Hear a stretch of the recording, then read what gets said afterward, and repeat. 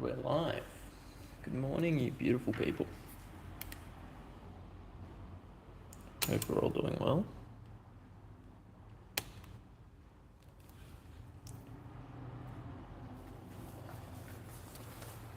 Give it the usual 5 minutes before I do anything.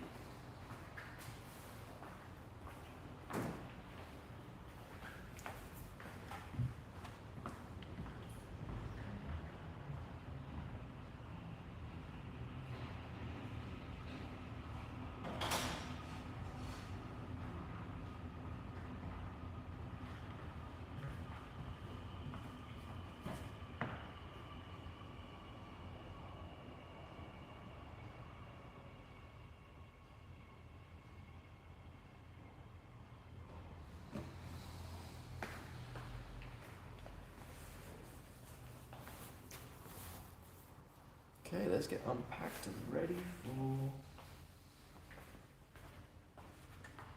today's session.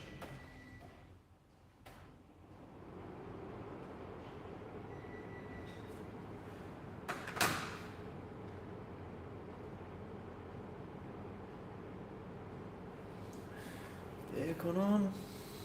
Open up the studio. Huge. The heater on, I should say. Try and heat this place up. In this chilly morning. Is it cold where everyone else is? Is it warm? Is it perfect temperature? What do we prefer, cold or warm? Personally, I prefer cold in the morning and night, and warm throughout the day.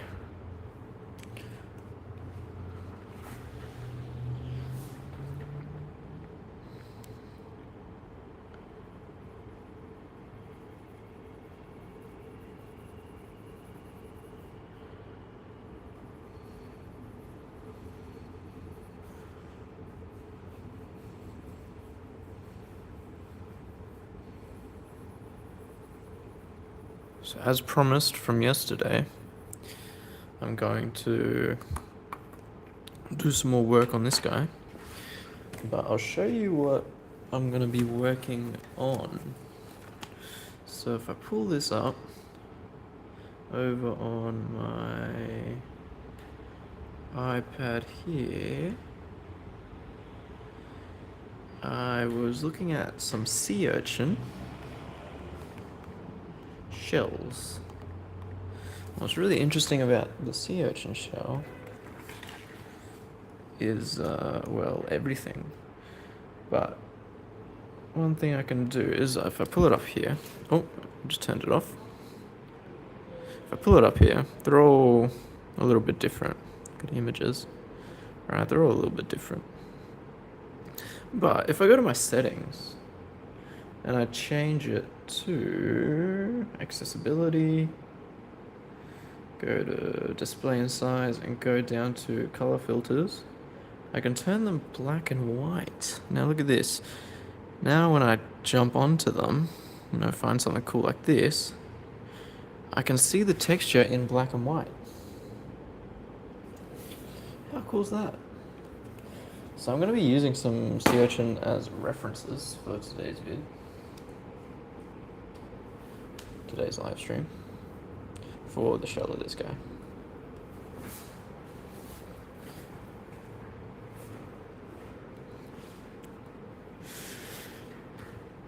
Now you won't be able to see my reference because I'm not that tech savvy, and hopefully eventually I'll be able to have some more stuff pop up on the live stream.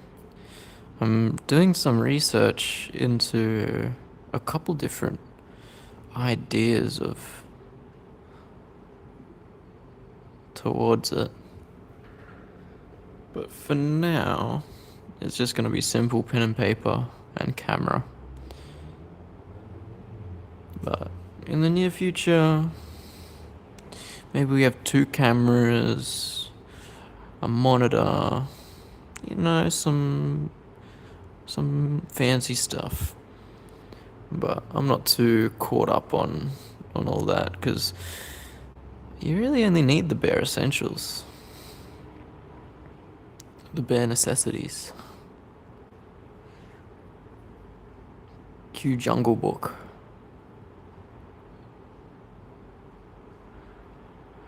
Okay, so we haven't actually done the bottommost shell, and I was thinking of doing that sea urchin I showed previously on the bottommost shell.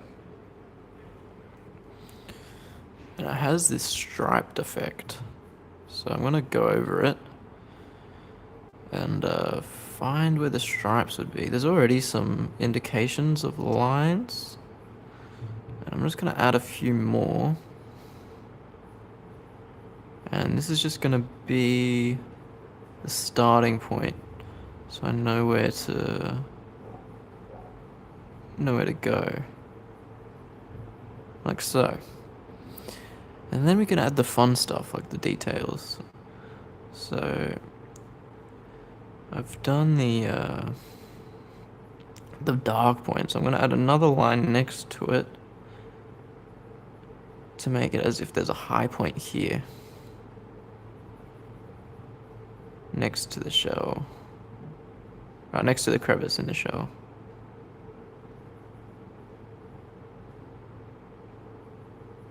It doesn't have to be perfectly even spaced, you know. It just has to be relatively consistent. And then, once we've done that, we can go back over it one more, or a few more times. We're gonna add some even more detail. Yo, Charles is back. I do remember you. What's up, Charles?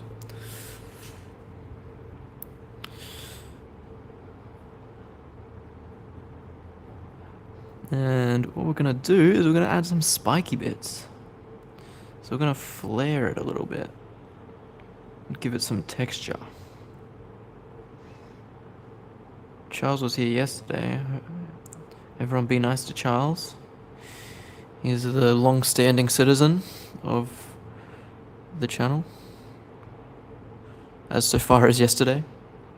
I don't know if you've been hanging out for longer. That's just what I've been remembering. But feel free to talk and chat and hang out.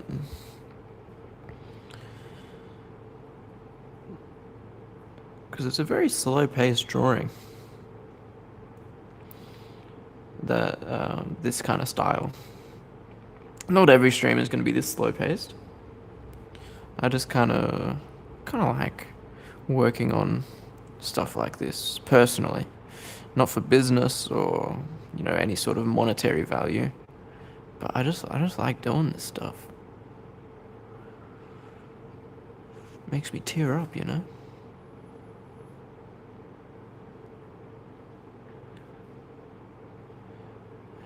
So we got the sea urchin spike going on, and I'm looking at it now, and it also has some ridges connecting this way, like Yoda.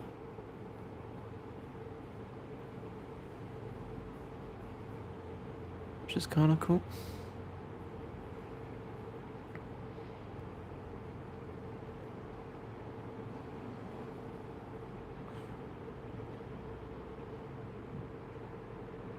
Yo, what's up, Dungeon Dudes? Bit of practice here and there.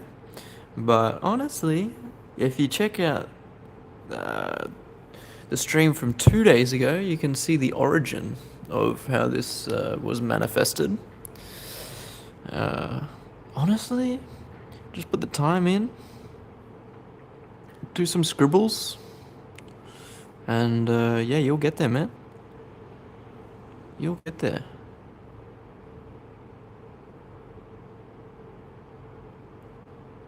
But I think the stream from 2 days, let me check, make sure it's public, because sometimes when I upload my stream from 2 days ago, or when I upload my stream, it automatically privates it. Okay, yeah, I think it is, yeah, I think it is live. Yeah, so if you go from the one day ago, one day? Was it really? Oh, it must have been 2 days ago. It just hasn't updated. You can check it out.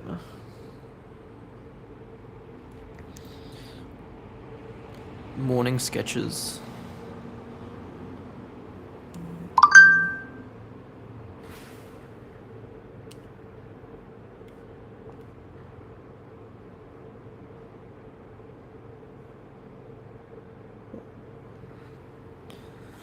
But yeah, what was I doing? I was actually working on this. Okay. Another thing is when I was standing up and looking at it from afar, when I was walking around the studio, I could notice that this bit kind of looks like it's behind this bit, which is really trippy. I know it's like, it shouldn't be that way, but because this is the darkest bit here, I actually think under here should be a tad darker to make it look like it's the furthest back. And you'll get what I mean.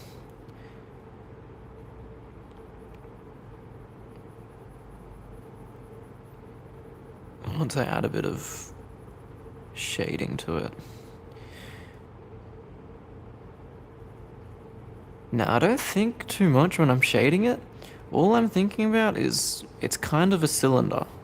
So I'm shading a cylinder, and if you've practiced shading cylinders before, if I pull up another piece of paper just over here on the corner,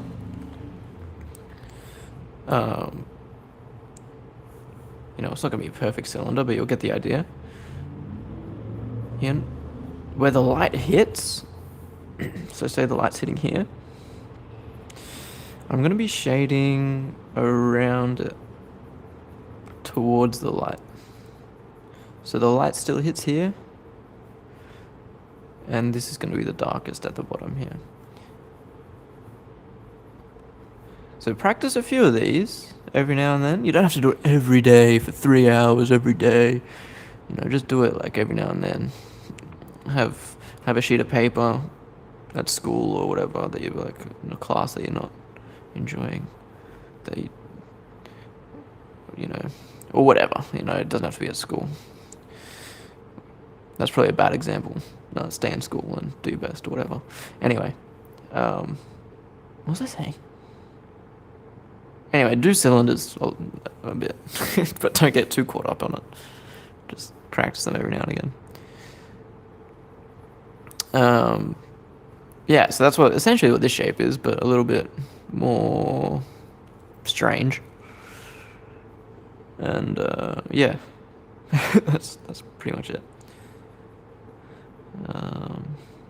And this is like a dome, like a sphere. Spheres are honestly the hardest, but if you break it up like a dome, I think domes are a bit easier. Alright, so like the two main shapes in this creature are domes and cylinders. Even this is a cylinder, like the spikes. You could say they're cylinders. We'll get back to the drawing in a sec, but I feel like I haven't done many instructionals. And I might actually start doing this more in my live streams, just like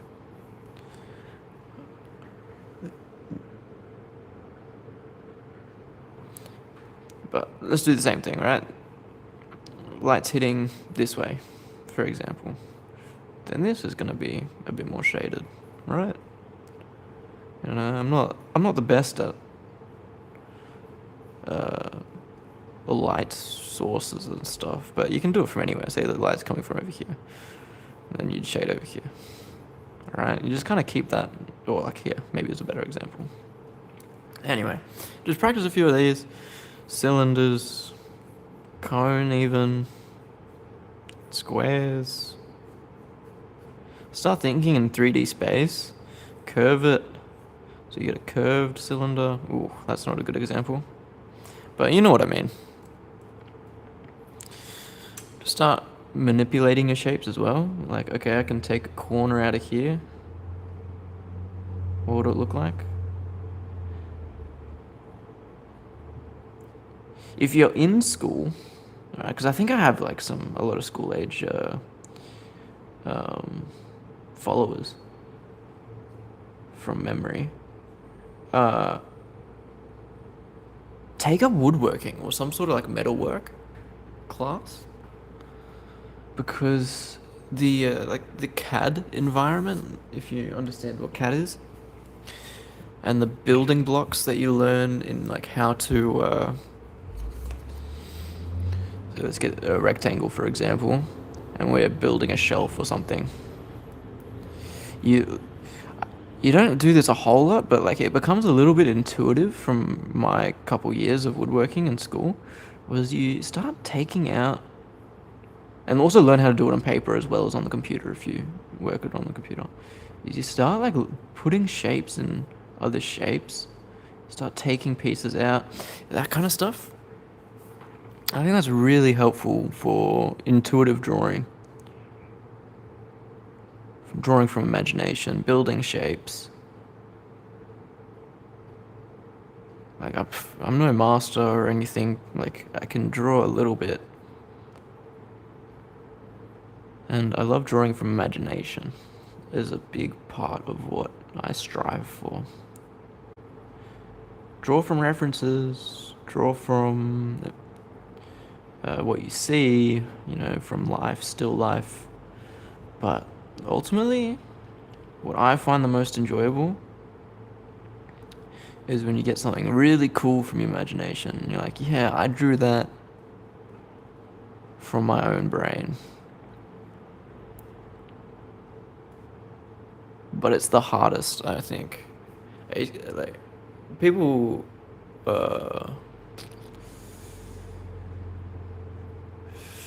tend to kind of dismiss it because it is hard.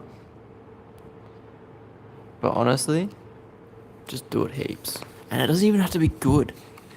Like, do random stuff. I love doing stuff like this. Get a sketchbook where you just don't mind doing stuff like this. Like, what is this? I don't know. I don't care. But it's from my imagination. Anyway, imagination rant over.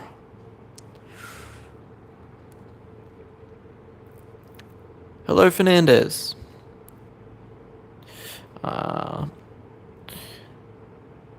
I'm not sure how to speak.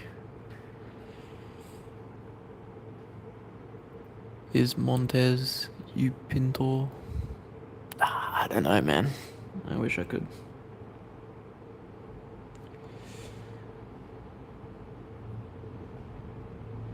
Just English over here, and a little bit of Japanese. ちょっと日本語あります。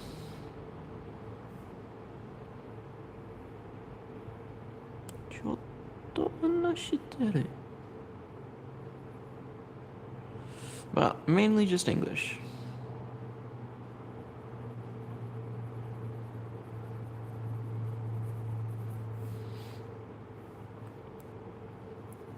Another thing is there's probably going to be a cast shadow on the tentacle here from the shell.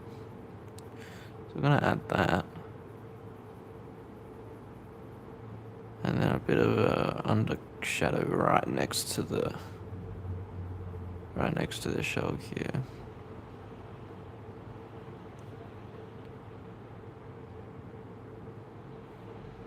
Yeah, right there.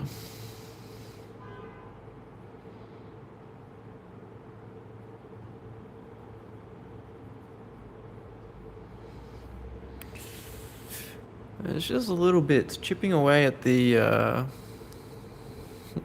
chipping away at the stone. Or a farm, dude, I wish. I'm trying my best.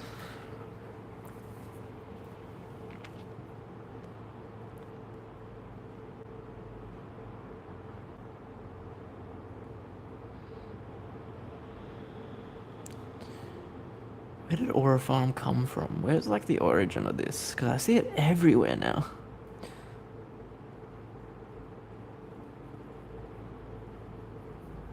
The only thing I can think of is like the kid on the boat doing these ones. You know what I'm talking about?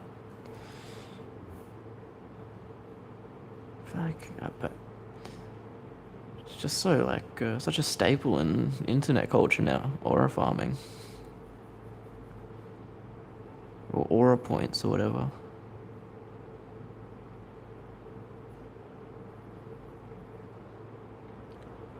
Internet culture is so funny.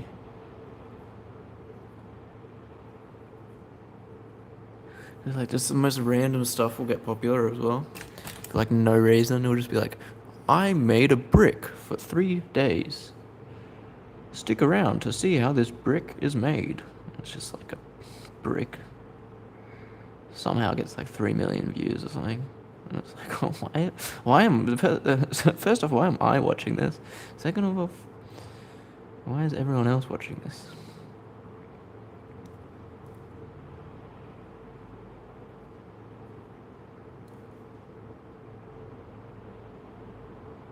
See you later, Fernandez.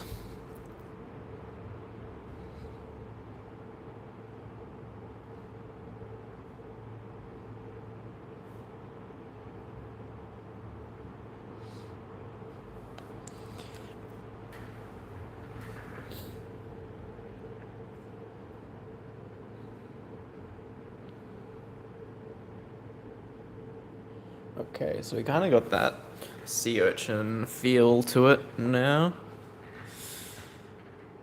It's got the ridges, and I want to add a little bit more detail to this bottom part and the shell. I'm gonna have a browse at some more sea urchin shapes to see what comes up. Now, here we go. Here's a cool collection of sea urchins.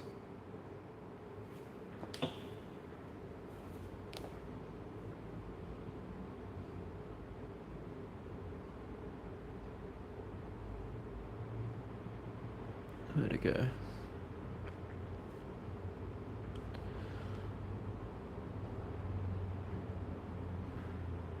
Yeah. Oh yeah.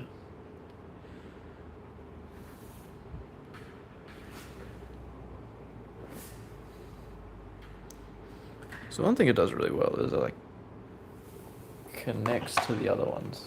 So here's my reference that I'm using. I don't know if that's coming up well on the camera or not. But that's the reference I'm looking at. For funky shapes and stuff. Groovy grooves.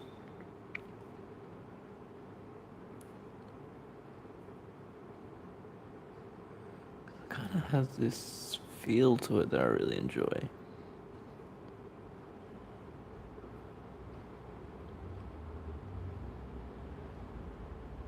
Might even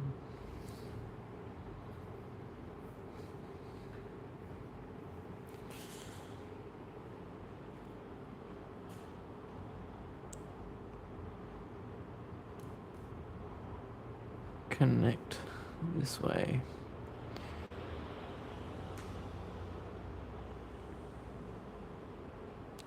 Yeah, there we go. That's what it was missing. These little connection pieces.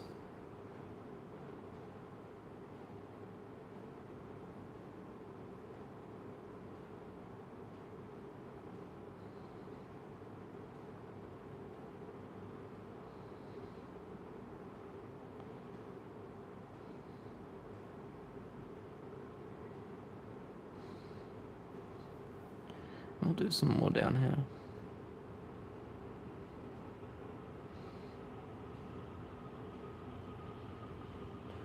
We'll do some more, as in the entire row.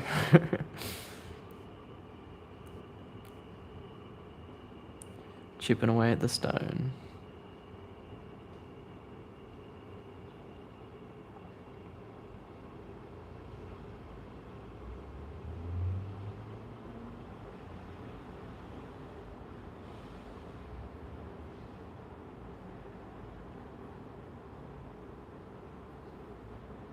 Yeah, and already it's looking so much nicer. Hello, Edison. How are you?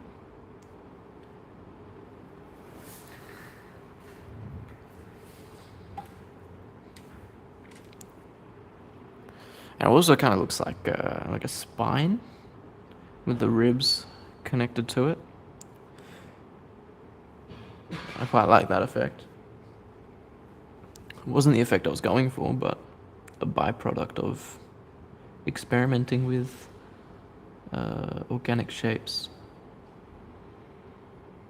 And if you're stuck with your designs, have a look. Especially if it's an organic design, have a look at references of nature. You can either just like go outside and look at nature, like pick up a leaf on the street or something. Be a bit careful. You're not taking anything important. But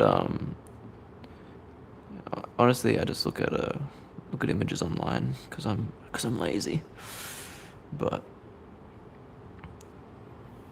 yeah, it kind of gives that organic feel instead of blocky. And one thing, the more you look at nature and the more you look at plants and organisms, is that there's a sense of structure, but it's not perfect. It has its own uniqueness. If you look at two leaves, they're not going to look the same. And that can kind of ease your mind in a sense when you're drawing, because you know it doesn't have to be perfect, especially if you're drawing from imagination. You can kind of like let go of the idea it needs to be a certain way and just say whatever comes out is how it's supposed to be.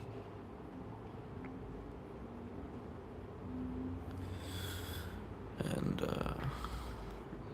there we go. 1, 2, 3, 4, 5, 6, 7, 8, 9, maybe a few more. I'm going to darken the edges around the spine as well to make it pop a bit, stand out.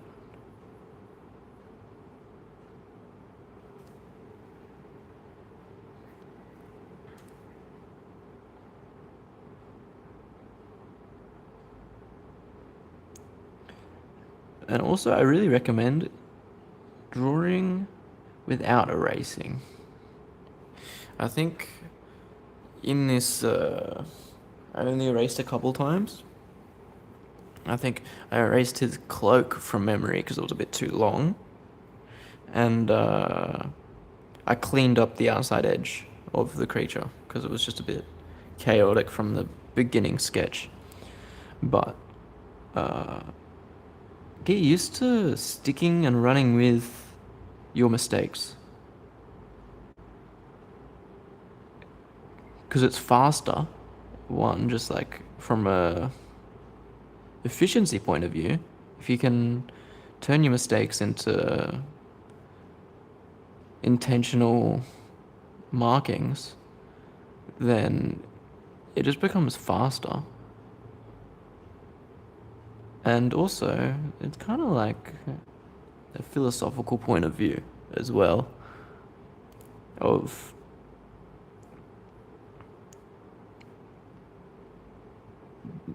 attachment.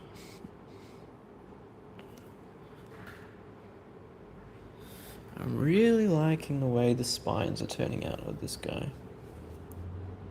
I'm going to change the lighting a bit, it might be too bright. Is that a bit nicer? Can I?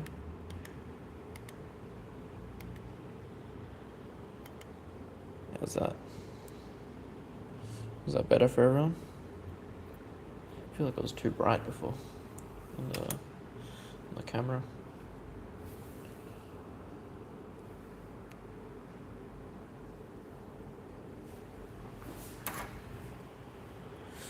And write in the comments if you'd be keen on a giveaway. I kind of want to do some giveaway stuff. If you'd be keen on getting a creature design or something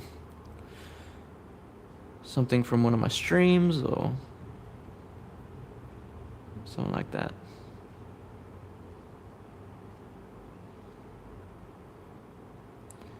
Let me know if you're keen on a giveaway.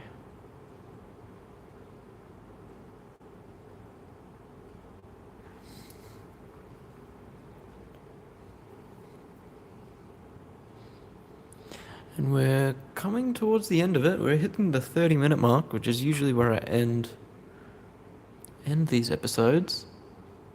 So I'm going to finish off the last ridges here. And I might call it.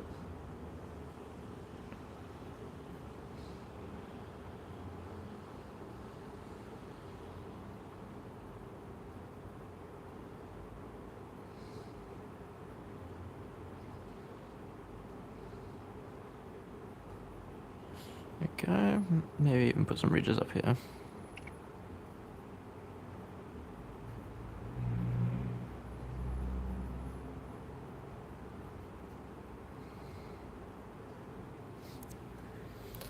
And pretty much done. This got a bit smudged in the process here. Fix this up. Give this a bit more depth. Make sure there's a bit of a cast shadow. And then, yeah. That's going to be it for today's episode. If you enjoyed, let me know by leaving a like and following or subscribing. I'm going to be back at it tomorrow for another episode. Hope you enjoyed. Let me know of other things you'd like to see me draw. And let me know if you'd like to see a giveaway. Anyway, that's all for today. Thank you, beautiful people. See if I can stay still. Oh, is it going to stay? Stay.